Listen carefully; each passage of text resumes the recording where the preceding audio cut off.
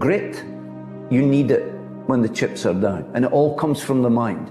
I'm struggling here. I need to do something to get myself out of this problem. And that's where you get grit. You think, well, I'm going to do it. The mind tells me I'm going to do it. The body is weak, the body is tired, but the grit will get me through it. You have to lose your fear of failure. Failure is a part of the process. People who never fail, never try. You have to fail. You got to get it wrong to get it right. You learn nothing from winning. You only learn from your failures. Why not? Why not see how much you can earn? Why not see how much you can learn? Why not see how many skills you can develop? Why not see what kind of person you can become? Why not see what kind of influence you can have? At the end of every day, you look yourself in the mirror and you ask yourself, did I get better today? If the answer is yes, and you do that for 5 years, 10 years, 15 years, how much better are you going to be? Are you getting better every single day? That's the question. And it's just taking small steps. You don't try to get it all done in one day, in 1 week, in 1 year. It's the process of getting better every day and doing that for a period of years that then create the masterpiece. I want to ask you a question. What are your fears? What are you scared of? Something that's blocking us, that's holding us back. Some people call fear false evidence appearing real.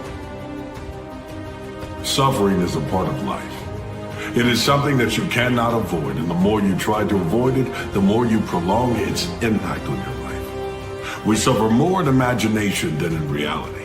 That's why the conversations that you have to have with yourself have to be engaging, have to be empowering. You got to speak life over you when it feels like death is all around you. You have to speak up and not allow yourself to be put on mute, because when you suffer in silence, someone else suffers as well. Suffering teaches you how to survive. It teaches you how to thrive. It teaches you how to win, because when you come out of suffering, you come out a survivor.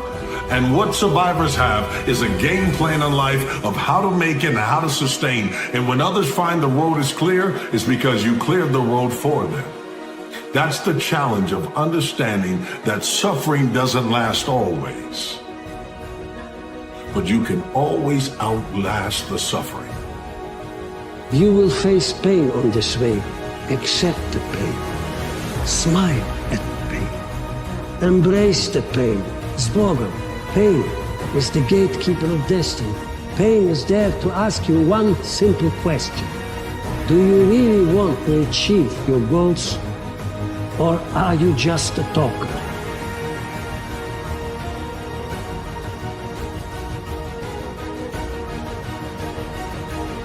Purpose. No one can create your purpose for you. No one can tell you who to be. So in purpose, you have to create your own purpose. And in evolution, you have to evolve towards that purpose. It's easier to live when you have goals to meet. You understand? Identify with what you love, and once you love it, hone in on that thing until you can master it to the point where people can identify that there's no questioning your love for it. There's no replacement for persistence, as simplistic as that is. And if you want to master something, I think that's the thing most people don't do. They read a little bit, they listen a little bit, they dip in and out. They don't go day and night, night and day in total immersion in something that transforms them, and also something that makes them push through their fears. Because in the end, that's the only thing that stops them. Everybody's got a story. I didn't know this person. I don't have the resources. They have all the things they don't have. But if you're resourceful, you can get the money, you can get the time, you can get the energy, you can get anything you want. Times that we should proceed with caution. But it's the difference between being stopped by fear. It's the difference between having a fear and the fear having you. The biggest regret of the dying is never becoming your ideal self. I want to leave this earth becoming who I know deep within I am supposed to be. Sometimes you gotta stop focusing and thinking about what could have happened and what should have happened, and you gotta live in what is happening and focus on surviving it, because the quicker you can survive it, the quicker you can use it, the quicker you can extract a lesson from it, the quicker you can glean perspective from it. And for all of us, we're gonna encounter those defining moments in our lives, right, to where it's gonna hurt.